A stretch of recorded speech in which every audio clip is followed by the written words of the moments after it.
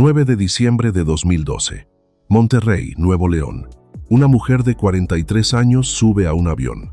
Acaba de dar un concierto. Acaba de estar frente a miles de personas que la aman. Acaba de hacer lo que mejor sabe hacer. Cantar la vida que vivió sin mentir ni una sola vez. El avión despega. Y no llega. Jenny Rivera. La diva de la banda. La gran señora. La mujer que entró a un mundo que no la quería y lo conquistó sin pedir permiso. La que cantó sobre el dolor de las mujeres en una industria que prefería que las mujeres cantaran sobre el amor bonito. La que dijo lo que nadie decía en voz alta. Y lo que casi nadie sabe. Es lo que estaba cargando ese año. Lo que había dicho, lo que había roto y lo que se llevó sin resolver. Hoy vas a descubrir 4 verdades sobre Jenny Rivera que raramente se cuentan juntas con esta claridad. La primera, lo que ocurrió con su primer matrimonio y lo que ese hombre le hizo a sus hijas, lo que Jenny descubrió, lo que hizo y cómo eso la cambió para siempre por dentro. La segunda, la acusación más dolorosa de su vida, la que lanzó contra su propia hija Chiquis meses antes de morir, lo que había detrás y lo que esa acusación le costó a las dos. La tercera, lo que realmente ocurrió el 9 de diciembre de 2012. Lo que la investigación encontró, las preguntas que nadie pudo cerrar, y por qué esa muerte sigue sin tener una versión que lo explique todo. Y la cuarta, lo que quedó atrás, la guerra por su legado, lo que sus hijos vivieron después, y lo que Jenny habría dicho si hubiera podido ver lo que vino. Te aviso ahora mismo, si te vas antes del final, pierdes la parte que cambia cómo ves todo lo anterior. Quédate. 1969. Long Beach, California, una niña que nace entre dos mundos y que nunca va a pertenecer completamente a ninguno de los dos. Dolores Yanni Rivera Saavedra, hija de Pedro Rivera y Rosa Saavedra, el barrio que la formó, la frontera que cruzaron sus padres, el trabajo de Pedro Rivera construyendo una carrera musical casi sin recursos. Toda esa historia antes de que Jenny subiera a su primer escenario, mexicanos que cruzaron la frontera buscando algo mejor, que encontraron el trabajo duro, el inglés difícil, el barrio donde todos eran como ellos, inmigrantes en una tierra que los necesitaba pero que no siempre los quería. Jenny creció en ese espacio intermedio que conocen muy bien los hijos de inmigrantes. Demasiado mexicana para ser americana, demasiado americana para ser completamente mexicana. Ese espacio que a muchos los paraliza y que a ella la definió, porque Jenny Rivera encontró en ese espacio intermedio algo que nadie más tenía, una voz que hablaba para los dos lados al mismo tiempo, que hablaba del México que sus padres llevaban dentro y de la California donde ella creció, del ranchero y del barrio, de la tradición y de la mujer moderna que ya no acepta todo lo que antes se aceptaba sin chistar. Eso no existía en la música regional mexicana cuando ella llegó. Las mujeres en ese género cantaban de cierta manera, desde cierta posición, con cierta delicadeza implícita que no estaba escrita en ningún reglamento pero que todos entendían. Jenny Rivera llegó y rompió ese reglamento no escrito, no con escándalo, con canciones donde las mujeres no esperaban, donde las mujeres decidían, donde el dolor era de verdad y no decorativo, donde la dignidad no dependía de que ningún hombre te la reconociera. Eso era nuevo y asustó a mucha gente de la industria. Hay algo que los hijos de inmigrantes conocen que es difícil de explicar a quien no lo vivió. La doble identidad que se construye sin que nadie te lo enseñe. El inglés en la escuela y el español en casa. Las tradiciones que traen los padres y la modernidad que el barrio te impone. La sensación de que en ningún lugar eres completamente de ahí. Eso puede ser una carga o puede ser una perspectiva. Jenny Rivera lo convirtió en perspectiva. Entendió que ese espacio intermedio le daba algo que ninguna de las dos culturas por separado podía darle. La capacidad de hablarle a los dos mundos desde adentro de cada uno, de ser auténtica para el México rural y para la California urbana al mismo tiempo. Eso es extraordinariamente difícil de lograr. Y ella lo hizo parecer natural, y el público lo eligió antes de que la industria supiera qué hacer con ello. Pero antes de la diva de la banda, hubo una joven que cometió los errores que cometen las personas que no tienen a nadie que las proteja bien. Jenny se embarazó a los 15 años. Tuvo a Chiquis. Siguió adelante.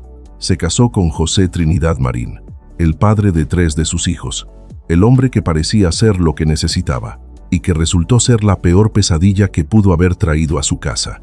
Aquí llegamos a la primera verdad, la más oscura, la que Jenny Rivera contó públicamente porque entendió que callarla era hacerle el trabajo a quienes le habían hecho daño a sus hijas.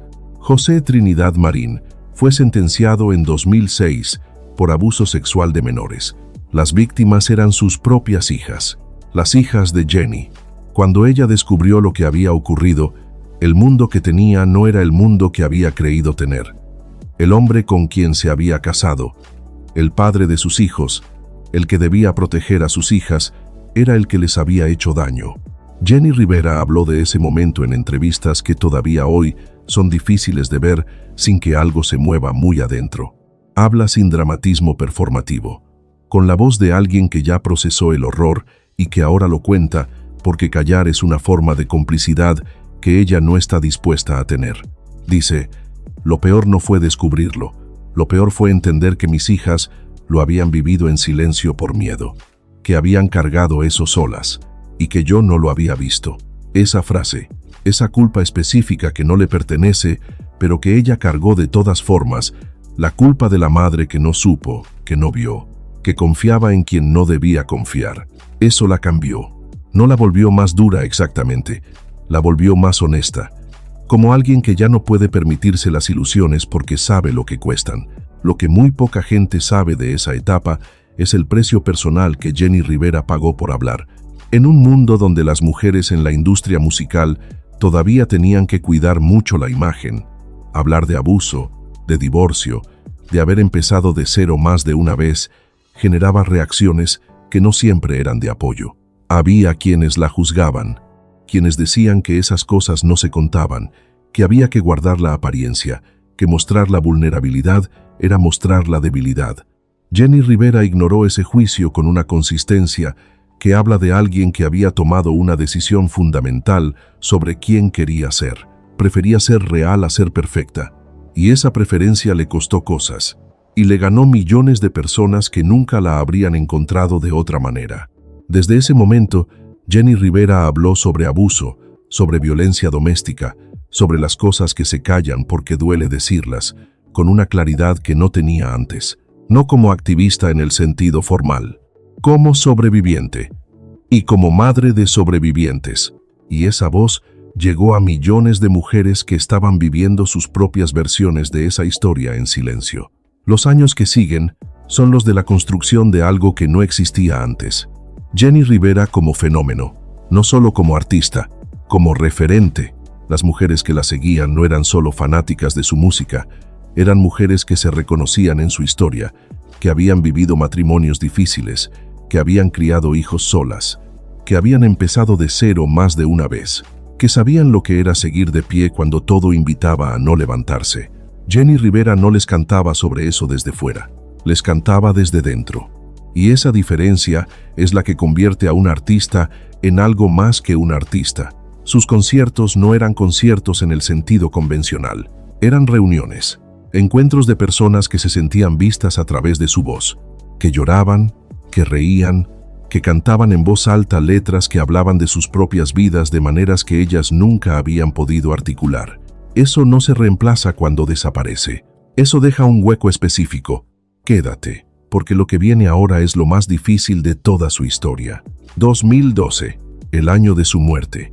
Pero antes del accidente, algo más. Llegamos a la segunda verdad, la que más duele de contar porque involucra a su hija mayor, a Chiquis, a la niña que ella había tenido a los 15 años, la que había cargado en brazos cuando todavía era casi una niña ella misma.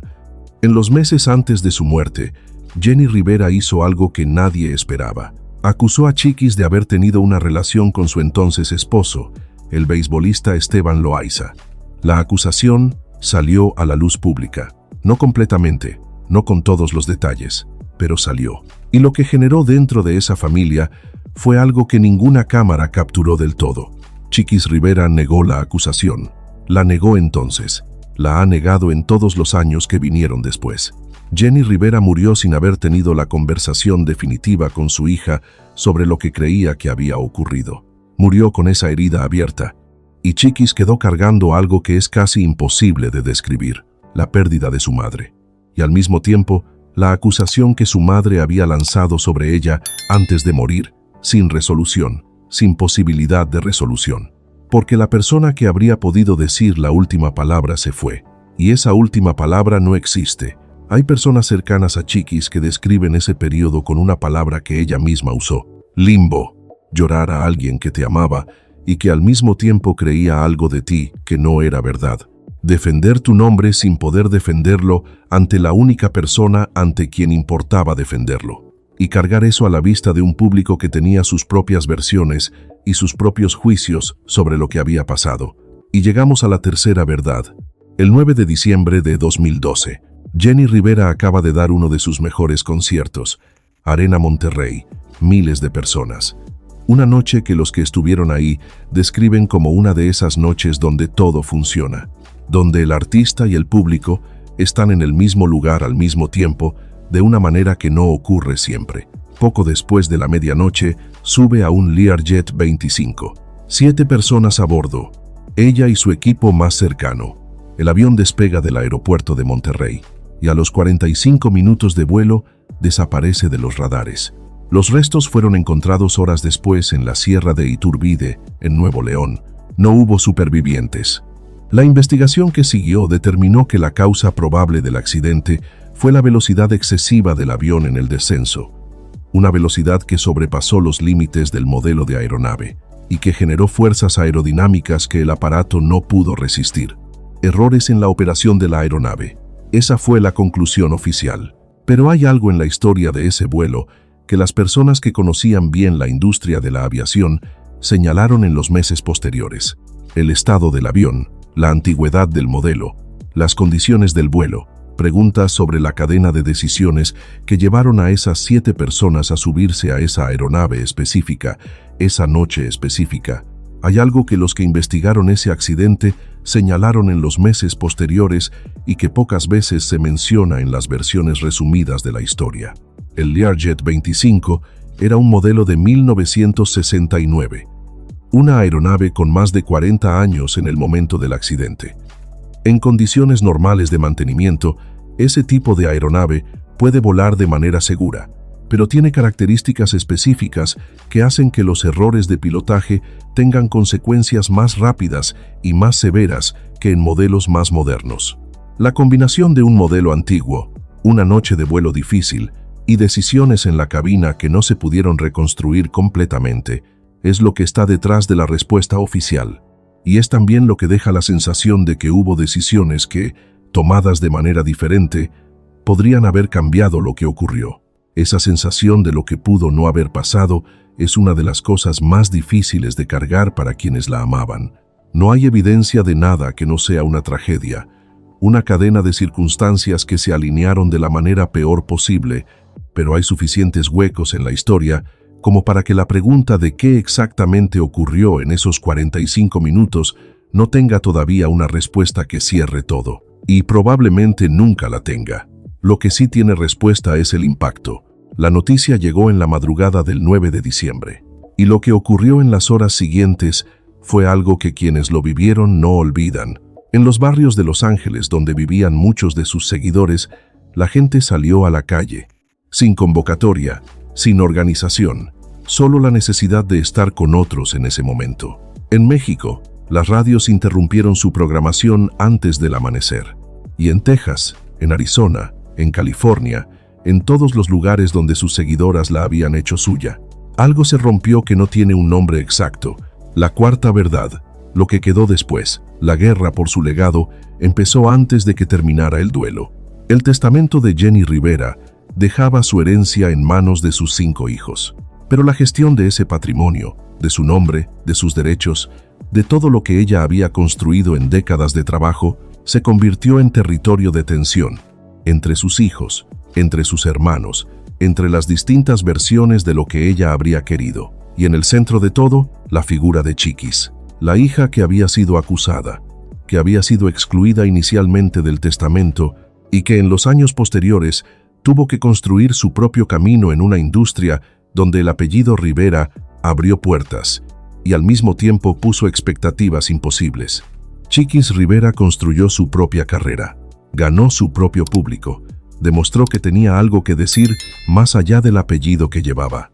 Pero la pregunta que la acompaña, que la acompañará siempre, es la que no tiene respuesta. ¿Qué habría dicho Jenny si hubiera vivido? ¿Habría tenido esa conversación con su hija? ¿Habría encontrado la manera de resolver algo que se fue sin resolverse? Hay algo que Chiquis Rivera describió en una entrevista años después de la muerte de su madre que resulta imposible escuchar sin sentir el peso de lo que implica. Dijo que hay días en que extraña a su madre de la manera normal, como cualquier hija extraña a su madre, y hay días en que el extrañarla está mezclado con algo más complicado, con la necesidad de una conversación que nunca ocurrió, con la sensación de que si hubieran tenido más tiempo, si hubiera habido más días, algo de lo que quedó roto habría podido repararse. Eso no se resuelve. Se aprende a vivir con ello, como se aprende a vivir con muchas de las cosas que la vida deja incompletas. Pero el aprendizaje no hace que pese menos.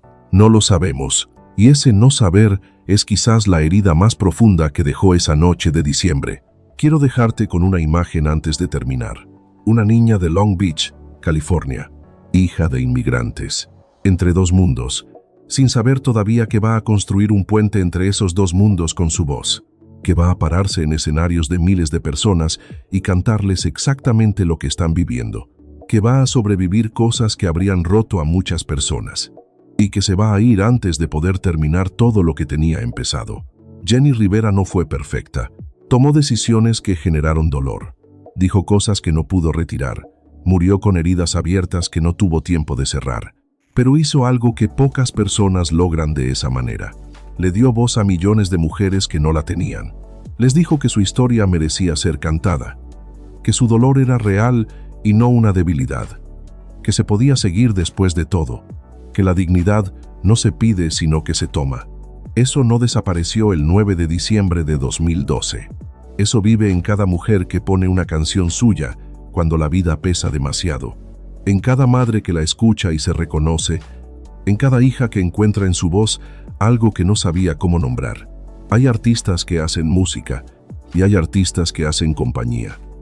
Jenny Rivera hizo ambas cosas, con la misma voz, con la misma honestidad que la hizo grande. Jenny Rivera siempre fue de las segundas, y en esa continuación hay algo que vale la pena nombrar. La influencia de Jenny Rivera en la música regional mexicana no se detuvo el 9 de diciembre de 2012. Sigue todavía. Hay artistas que crecieron escuchándola y que hoy llevan en su trabajo algo de lo que ella fue la primera en hacer. Mujeres que cantan con esa honestidad específica que ella instaló como posibilidad, que hablan de lo que duele sin disfrazarlo, que le cantan a la vida real de las mujeres reales. Eso no existía de esa manera antes de ella. Y eso va a seguir existiendo mucho después de que los que vivimos su época hayamos olvidado los detalles del escándalo y recordemos solo lo que importa: la voz, la valentía, la verdad y la certeza de que eso fue suficiente para dejar una marca que el tiempo no borra. Y lo que lloraban en esas calles de Los Ángeles no era solo a una artista, lloraban a alguien que les había dicho durante años que su historia importaba, que su dolor merecía una canción, que la vida difícil que vivían no era vergonzosa sino digna de ser cantada. Ese mensaje, que parece simple y que no lo es, fue el regalo más grande que Jenny Rivera le hizo a su público. Y ese regalo no se pierde con el cuerpo. Vive en cada mujer que todavía pone una canción suya cuando necesita recordar que puede seguir. Y eso, a diferencia de casi todo lo demás, no se puede perder en ningún accidente. Jenny Rivera lo demostró durante 43 años, sin pedir permiso, sin esperar a que la industria decidiera que era su momento, tomándose ese momento ella misma y cambiando para siempre lo que era posible para las mujeres que vinieron después. ¿Puede pedirse más que eso? Antes de irte, necesito preguntarte algo. ¿Cuál es la canción de Jenny Rivera que más te ha acompañado? No me digas solo el nombre. Dime en qué momento de tu vida la necesitabas, dónde estabas, qué estabas viviendo. Porque Jenny Rivera no escribió canciones para que las escucharas cuando todo iba bien. Las escribió para los momentos donde todo va mal y necesitas saber que alguien entiende, que alguien ya estuvo ahí y siguió de todas formas. Cuéntamelo en los comentarios. Hay una dimensión de la carrera de Jenni Rivera que pocas veces se analiza con seriedad. Era productora, era empresaria, era presentadora de televisión. Estaba construyendo un empire mediático en un momento en que muy pocas mujeres latinas en Estados Unidos tenían ese tipo de control sobre su propia imagen y su propio trabajo. No era solo una artista que cantaba lo que otros le daban. Era una mujer que había entendido que si quieres ser libre en este negocio, tienes que ser tú quien controla las decisiones. Eso también lo dejó incompleto cuando se fue. El proyecto de lo que Jenni Rivera podría haber sido en los 20 años siguientes, con ese nivel de control y esa plataforma creciente, es algo que sus seguidores no pueden dejar de imaginar cuando escuchan su nombre. Porque lo que construyó hasta los 43 años ya era extraordinario. Lo que habría construido después habría cambiado muchas cosas. Porque esas historias tuyas son la continuación de la suya. Porque la realidad de Jenni Rivera es que fue, en el fondo, una mujer que nunca dejó de ser la niña de Long Beach que intentaba entender su lugar en el mundo y que convirtió esa búsqueda en arte. Y esa continuación no termina, nunca.